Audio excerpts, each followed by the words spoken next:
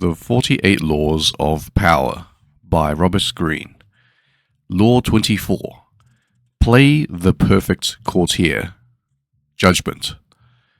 The perfect courtier thrives in a world where everything revolves around power and political dexterity. He has mastered the art of indirection. He flatters, yields to superiors, and asserts power over others in the most oblique and graceful manner. Learn and apply the laws of courtiership, and there will be no limit to how far you can rise in the court. Court society. It is a fact of human nature that the structure of a court society forms itself around power. In the past, the court gathered around the ruler and had many functions. Besides keeping the ruler amused, it was a way to solidify the hierarchy of royalty, nobility, and the upper classes, and to keep the nobility both subordinate and close to the ruler, so that he could keep an eye on them. The court serves power in many ways, but most of it all glorifies the ruler, providing him with a microcosmic world that must struggle to please him. To be a courtier was a dangerous game. A 19th century Arab traveler to the court of Darfur, in what is now Sudan, reported that courtiers there had to do whatever the Sultan did. If he were injured, they had to suffer the same injury. If he fell off his horse during a hunt, they fell too. Mimicry like this appeared in courts all over the world. More troublesome was the danger of displeasing the ruler. One wrong move spelled death or exile. The successful courtier had to walk a tightrope, pleasing but not pleasing too much, obeying but somehow distinguishing himself from other courtiers, while also never distinguishing himself so far as to make the ruler insecure. Great courtiers throughout history have mastered the science of manipulating people. They make the king feel more kingly. They make everyone else fear their power. They are magicians of appearance, knowing that most things at court are judged by how they seem. Great courtiers are gracious and polite. Their aggression is veiled and indirect. Masters of the word, they never say more than necessary, getting the most out of a compliment or hidden insult. They are magnets of pleasure. People want to be around them because they know how to please, yet they neither fawn nor humiliate themselves. Great courtiers become the king's favorites, enjoying the benefits of that position. They often end up more powerful than the ruler, for they are wizards in the accumulation of influence. Many today dismiss court life as a relic of the past, a historical curiosity. They reason, according to Machiavelli, as though heaven, the sun, the elements, and men had changed the order of their motions and power, and were different from the way they were in ancient times. There may be no more sun kings, but there are still plenty of people who believe the sun revolves around them. The royal court may have more or less disappeared, or at least lost its power, but courts and courtiers still exist because power still exists. A courtier is rarely asked to fall off a horse anymore, but the laws that govern court politics are as timeless as the laws of power. There is much to be learned, then, from great courtiers, past and present. The laws of court politics. Avoid ostentation. It is never prudent to prattle on about yourself or call too much attention to your actions. The more you talk about your deeds, the more suspicion you cause. You also stir up enough envy among your peers to induce treachery and backstabbing. Be careful, ever so careful, in trumpeting your own achievements, and always talk less about yourself than about other people. Modesty is generally preferable. practice nonchalance. Never seem to be working too hard. Your talent must appear to flow naturally, with an ease that makes people take you for a genius rather than a workaholic. Even when something demands a lot of sweat, make it look effortless. People prefer to not see your blood and toil, which is another form of ostentation.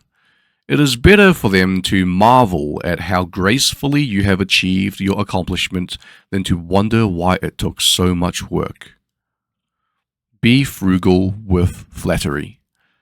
It may seem that your superiors cannot get enough flattery, but too much of even a good thing loses its value. It also stirs up suspicion among your peers. Learn to flatter indirectly, by downplaying your own contribution, for example, to make your master look better. Arrange to be noticed. There is a paradox. You cannot display yourself too brazenly, yet you must also get yourself noticed. In the court of Louis XIV, whoever the king decided to look at rose instantly in the court hierarchy. You stand no chance of rising if the ruler does not notice you in the swamp of courtiers. This task requires much art. It is often initially a matter of being seen in the literal sense. Pay attention to your physical appearance, then find a way to create a subtly distinctive style and image. Alter your style and language according to the person you are dealing with. The pseudo-belief in equity, the idea that talking and acting the same way with everyone, no matter what their rank, makes you somehow a paragon of civilization, is a terrible mistake. Those below you will take it as a form of condescension, which it is, and those above you will be offended, although they may not admit it. You must change your style and your way of speaking to suit each person. This is not lying, it is acting. And acting is an art, not a gift from God. Learn the art. This is also true for the great variety of cultures found in the modern court. Never assume that your criteria of behavior and judgment are universal. Not only is an inability to adapt to another culture the height of barbarism, it puts you at a disadvantage. Never be the bearer of bad news. The king kills the messenger who brings bad news. This is a cliché, but there is a truth to it. You must struggle and, if necessary, lie and cheat to be sure that the lot of the bearer of bad news falls on a colleague, never on you. Bring only good news, and your approach will gladden your master. Never affect friendliness and intimacy with your master. He does not want a friend for a subordinate. He wants a subordinate. Never approach him in an easy, friendly way, or act as if you are on the best of terms. That is his prerogative. If he chooses to deal with you on this level, assume a wary chumminess. Otherwise, err on the opposite direction and make the distance between you clear. Never criticize those above you directly. This may seem obvious, but there are often times when some sort of criticism is necessary. To say nothing or to give no advice would open you to risks of another sort. You must learn, however, to couch your advice and criticism as indirectly and as politely as possible. Think twice or 3 times before deciding you have made them sufficiently circuitous. Err on the side of subtlety and gentleness. Be frugal in asking those above you for favors. Nothing irritates a master more than having to reject someone's request. It stirs up guilt and resentment. Ask for favors as rarely as possible and know when to stop. Rather than making yourself the supplicant, it is always better to earn your favors so that the ruler bestows them willingly. Most important, do not ask for favors on another person's behalf. least of all a friend's. Never joke about appearances or taste. A lively wit and a humorous disposition are essential qualities for a good courtier, but there are times when vulgarity is appropriate and engaging. But avoid any kind of joke about appearance or taste, two highly sensitive areas, especially with those above you. Do not even try it when you are away from them. You will dig your own grave. Do not be the court cynic. Express admiration for the good work of others.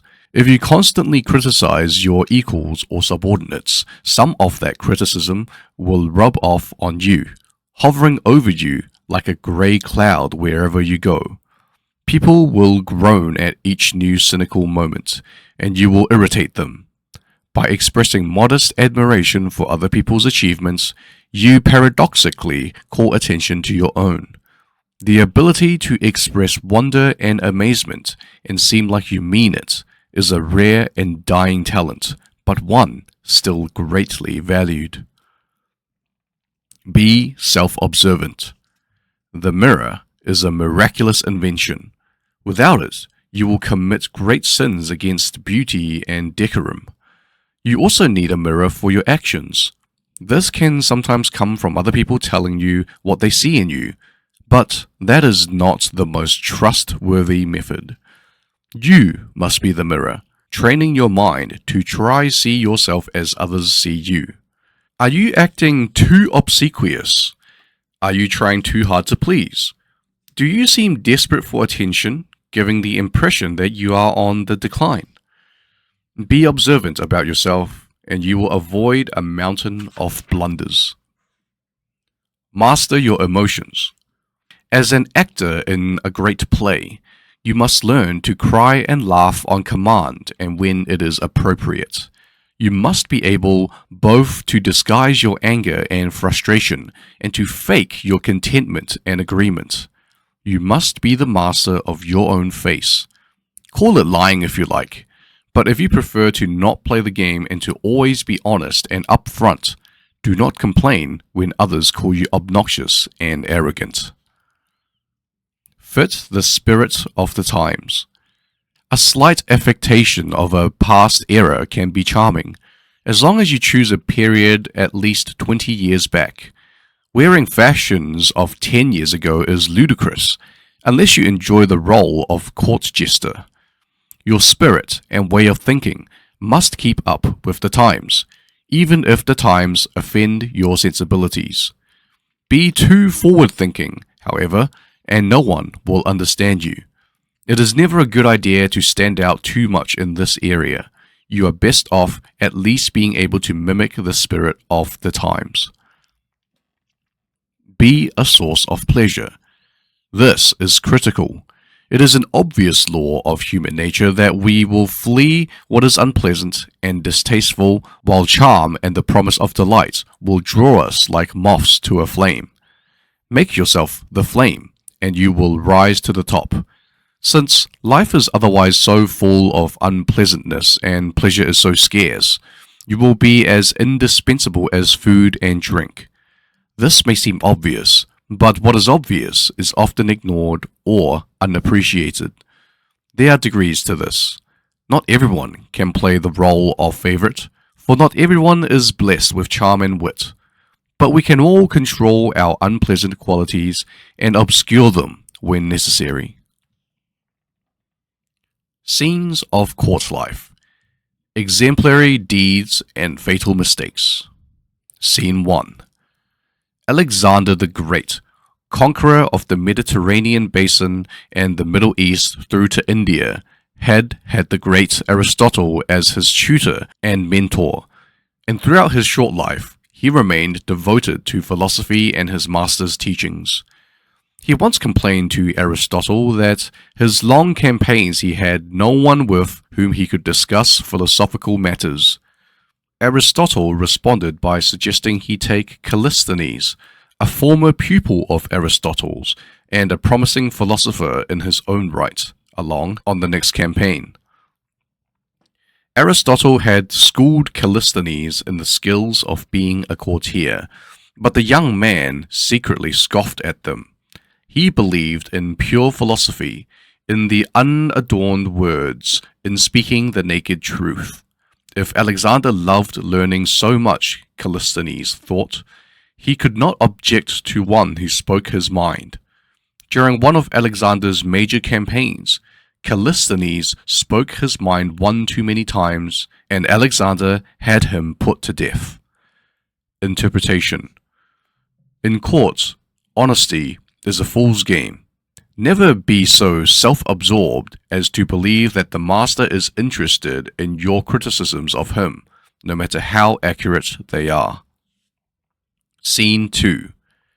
Beginning in the Han Dynasty 2,000 years ago, Chinese scholars compiled a series of writings called the 21 Histories, an official biography of each dynasty, including stories, statistics, census figures, and war chronicles. Each history also contained a chapter called Unusual Events, and here, among the listings of earthquakes and floods, there would sometimes suddenly appear descriptions of such bizarre manifestations as two-headed sheep, geese flying backward, stars suddenly appearing in different parts of the sky, and so on. The earthquakes could be historically verified, but the monsters and weird natural phenomena were clearly inserted on purpose, and invariably occurred in clusters. What could this mean? The Chinese emperor was considered more than a man. He was a force of nature. His kingdom was the center of the universe, and everything revolved around him. He embodied the world's perfection. To criticize him, or any of his actions, would have been to criticize the divine order.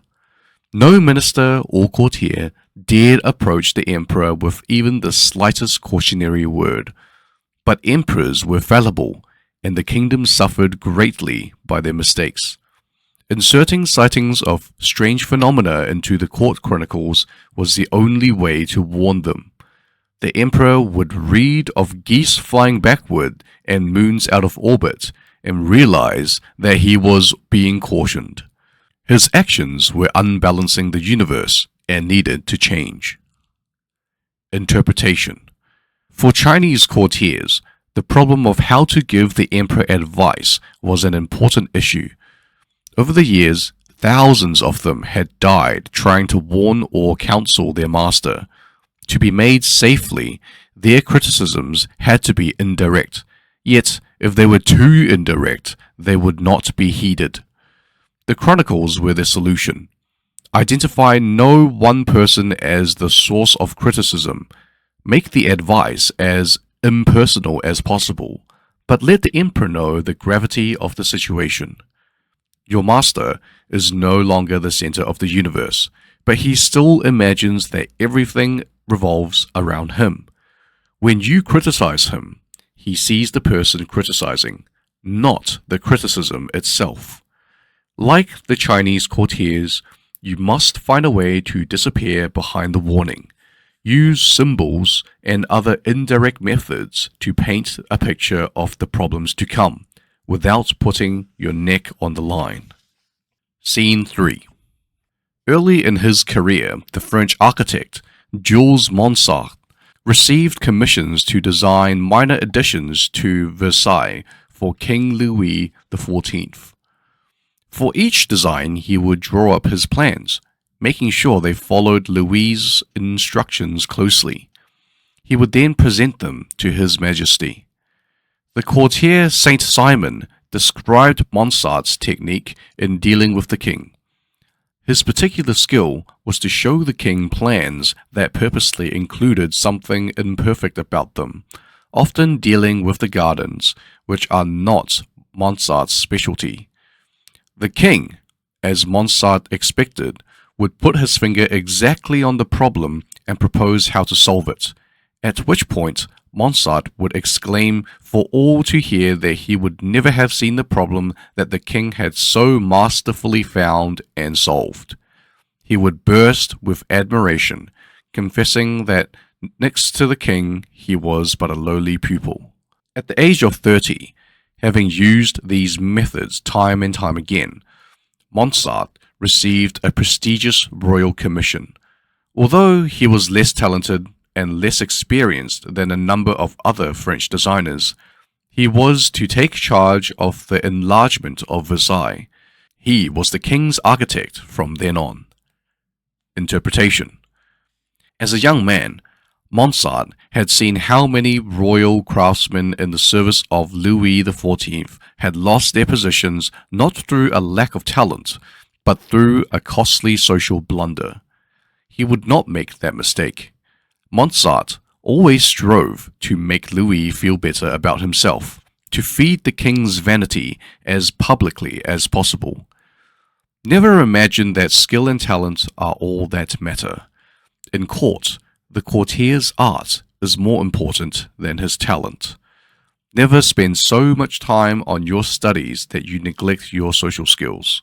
And the greatest skill of all is the ability to make the master look more talented than those around him. Scene 4. Jean-Baptiste Isabey had become the unofficial painter of the Napoleonic court. During the Congress of Vienna in 1814, after Napoleon, defeated, had been imprisoned on the island of Elba, the participants in these meetings, which were to decide the fate of Europe, invited Isabey to immortalize the historic events in an epic painting. When Isabey arrived in Vienna, Talleyrand, the main negotiator for the French, paid the artist a visit. Considering his role in the proceedings, the statesman explained, he expected to occupy center stage in the painting. Isabey cordially agreed. A few days later, the Duke of Wellington, the main negotiator for the English, also approached Isabey and said much the same thing that Talleyrand had. The ever-polite Isabey agreed that the great Duke should indeed be the center of attention. Back in his studio, Isabey pondered the dilemma. If he gave the spotlight to either of the two men, he would create a diplomatic rift, stirring up all sorts of resentment at a time when peace and concord were critical. When the painting was finally unveiled, however, both Talleyrand and Wellington felt honored and satisfied. The work depicts a large hall filled with the diplomats and politicians from all over Europe. On one side, the Duke of Wellington enters the room, and all eyes are turned toward him. He is the center of attention. In the very center of the painting, meanwhile, sits Talleyrand. Interpretation.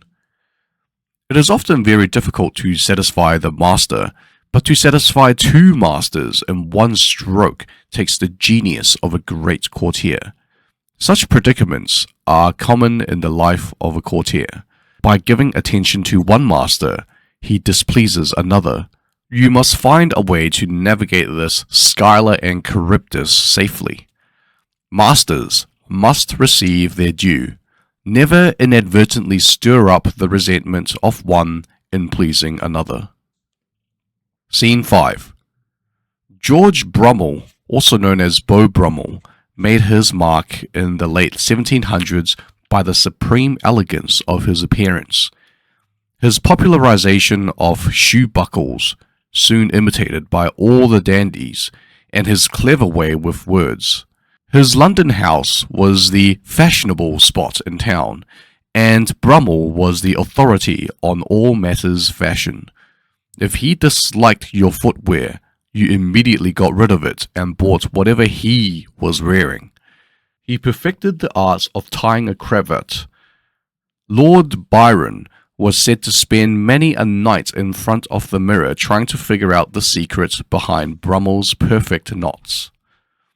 One of Brummel's greatest admirers was the Prince of Wales, who fancied himself a fashionable young man. Becoming attached to the prince's court and provided with a royal pension, Brummel was soon so sure of his own authority there that he took to joking about the prince's weight, referring his host as Big Ben. Since trimness of figure was an important quality for a dandy, this was a withering criticism. At dinner once, when the service was slow, Brummel said to the prince, "Do ring, Big Ben."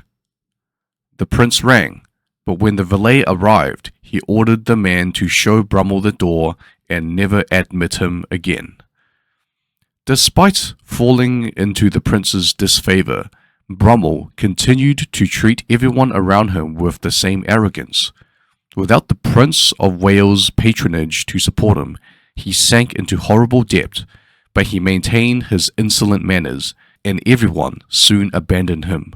He died in the most pitiable poverty, alone and deranged. Interpretation. Beau Brummel's devastating wit was one of the qualities that endeared him to the Prince of Wales. But not even he, the arbiter of taste and fashion, could get away with a joke about the prince's appearance, least of all to his face. Never joke about a person's plumpness, even indirectly, and particularly when he is your master. The poorhouses of history are filled with people who have made such jokes at their master's expense. Scene 6. Pope Urban VIII wanted to be remembered for his skills in writing poetry, which unfortunately were mediocre at best. In 1629, Duke Francesco d'Este, knowing the Pope's literary pretensions, sent the poet Fulvio Testi as his ambassador to the Vatican. One of Testi's letters to the Duke reveals why he was chosen. Once our discussion was over, I kneeled to depart, but His Holiness made a signal and walked to another room where he sleeps, and after reaching a small table, he grabbed a bundle of papers and thus, turning to me with a smiling face, he said, "We want your lordship to listen to some of our compositions." And in fact, he read me two very long Pindaric poems, one in praise of the Most Holy Virgin, and the other one about Countess Matilda. We do not know exactly what Testi thought of these very long poems, since it would have been dangerous for him to state his opinion freely, even in a letter. But he went on to write, I, following the mood, commented on each line with the needed praise, and, after having kissed His Holiness's foot for such an unusual sign of benevolence, the reading of the poetry, I left. Weeks later, when the Duke himself visited the Pope, he managed to recite entire verses of the Pope's poetry and praised it enough to make the Pope so jubilant he seemed to lose his mind. Interpretation. In matters of taste, you can never be too obsequious with your master. Taste is one of the ego's prickliest parts. Never impugn or question the master's taste. His poetry is sublime, his dress impeccable, and his manner the model for all. Scene 7. One afternoon in ancient China, Chao, the ruler of Han from 358 to 333 BC, got drunk and fell asleep in the palace gardens. The court crownkeeper, whose sole task was to look after the ruler's head apparel, passed through the gardens and saw his master sleeping without a coat. Since it was getting cold, the crownkeeper placed his own coat over the ruler and left. When Chao awoke and saw the coat upon him, he asked his attendants, "Who put more clothes on my body?" "The crownkeeper," they replied. The ruler immediately called for his official coatkeeper and had him punished for neglecting his duties. He also called for the crownkeeper, whom he had beheaded. Interpretation. Do not overstep your bounds. Do what you are assigned to do, to the best of your abilities, and never do more. To think that by doing more you are doing better is a common blunder. It is never good to seem to be trying too hard. It is as if you were covering up some deficiency. Fulfilling a task that has not been asked of you just makes people suspicious. If you are a crown keeper, be a crown keeper. Save your excess energy for when you are not in the court. Scene 8. One day, for amusement, the Italian Renaissance painter Fra Filippo Lippi, 1406 to 1469, and some friends went sailing in a small boat off Ancona. There they were captured by 2 Moorish galleys, which hauled them off in chains to Barbary, where they were sold as slaves. For 18 long months, Filippo toiled with no hope of returning to Italy. On several occasions, Filippo saw the man who had brought him pass by, and one day he decided to sketch this man's portrait using burnt charcoal from the fire. Still in his chains, he found a white wall where he drew a full-length likeness of his owner in Moorish clothing. The owner soon heard about this, for no one had seen such skill in drawing before in these parts. It seemed like a miracle, a gift from God. The drawing so pleased the owner that he instantly gave Filippo his freedom and employed him in his court. All the big men on the Barbary coast came to see the magnificent color portraits that Fra Filippo decided to do, and finally, in gratitude for the honor in this way brought upon him, Filippo's owner returned the artist safely to Italy. Interpretation. We who toil for other people have all in some way been captured by pirates and sold into slavery. But, like Fra Filippo, if to a lesser degree, most of us possess some gift, some talent, and ability to do something better than other people. Make your master a gift of your talents, and you will rise above other courtiers. Let him take credit if necessary. It will only be temporary. Use him as a stepping stone, a way of displaying your talent and eventually buying your freedom from enslavement. Scene 9. Alfonso I of Aragon once had a servant who told the king that the night before he had had a dream. Alfonso had given him a gift of weapons, horses, and clothes. Alfonso, a generous, lordly man, decided it would be amusing to make this dream come true, and promptly gave the servant exactly these gifts. A little while later, the same servant announced to Alfonso that he had yet another dream, and in this one, Alfonso had given him a considerable pile of gold florins. The king smiled and said, "Don't believe in dreams from now on.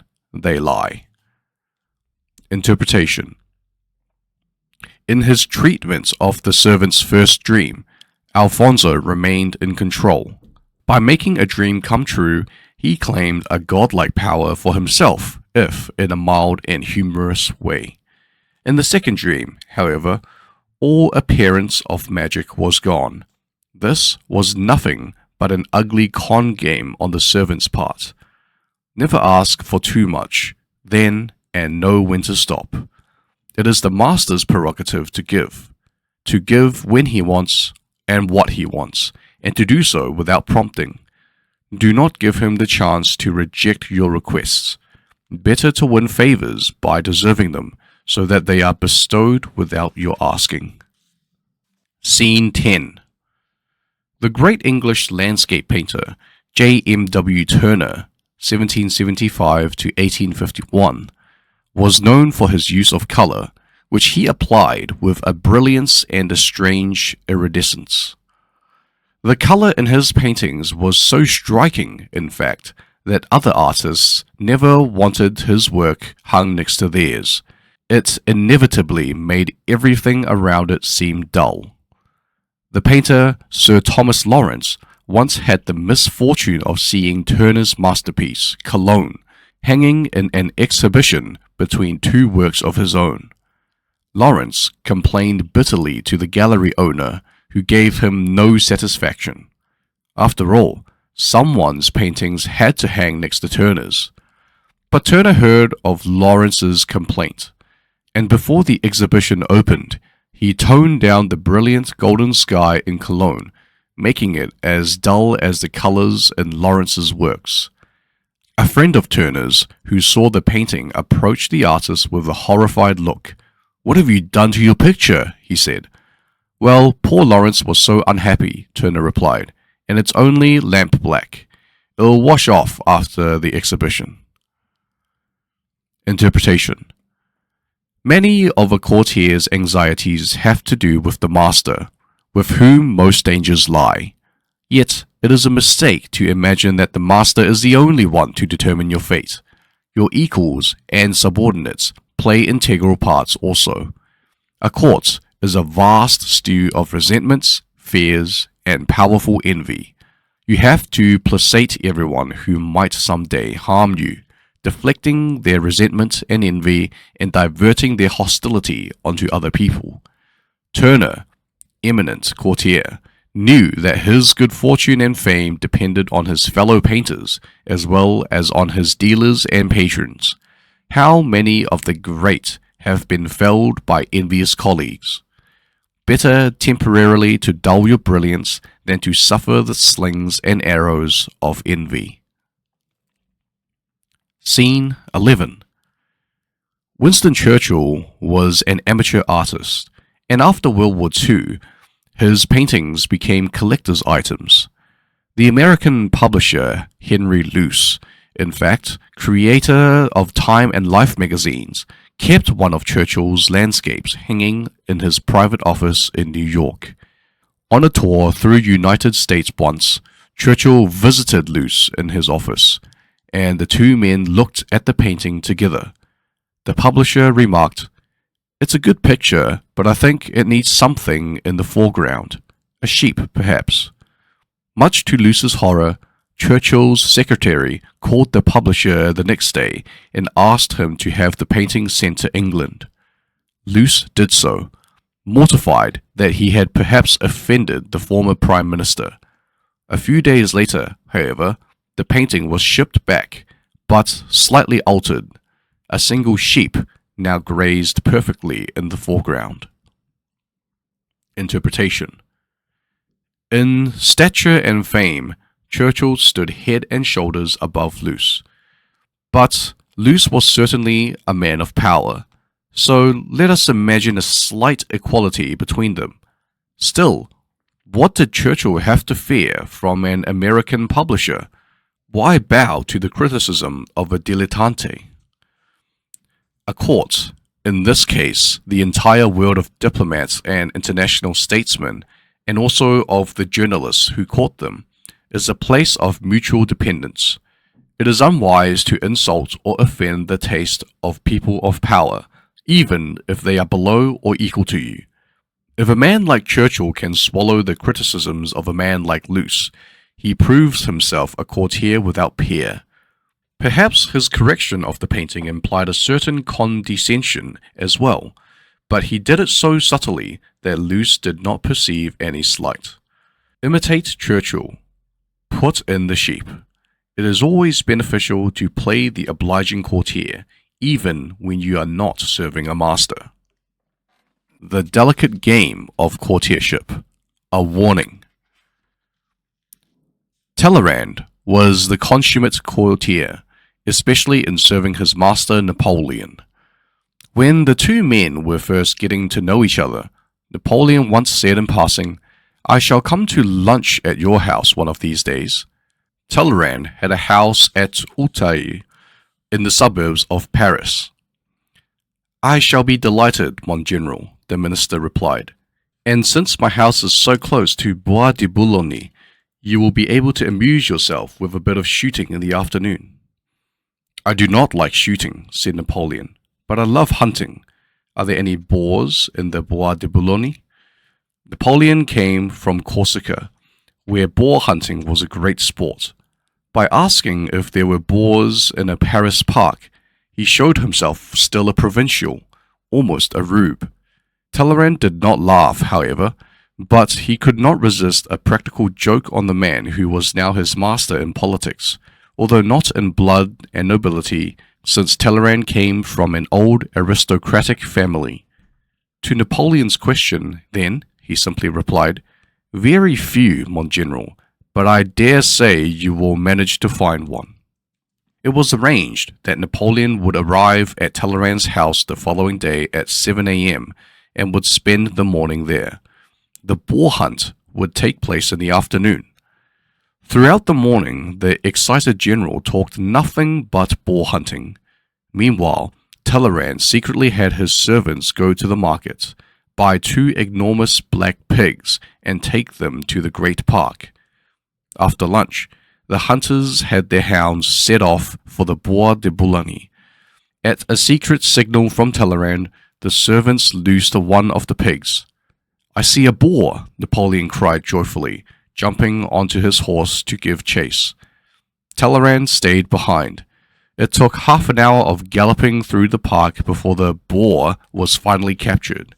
At the moment of triumph, however, Napoleon was approached by one of his aides, who knew the creature could not possibly be a boar, and feared the general would be ridiculed once the story got out.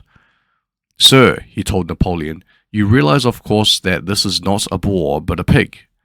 Flying into rage, Napoleon immediately set off at a gallop for Talleyrand's house.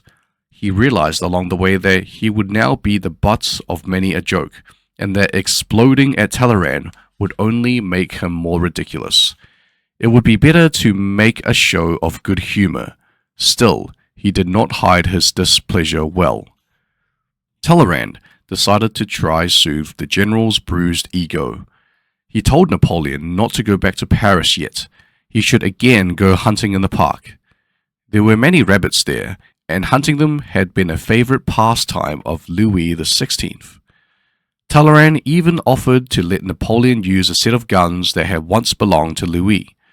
With much flattery and cajolery, he once again got Napoleon to agree to a hunt.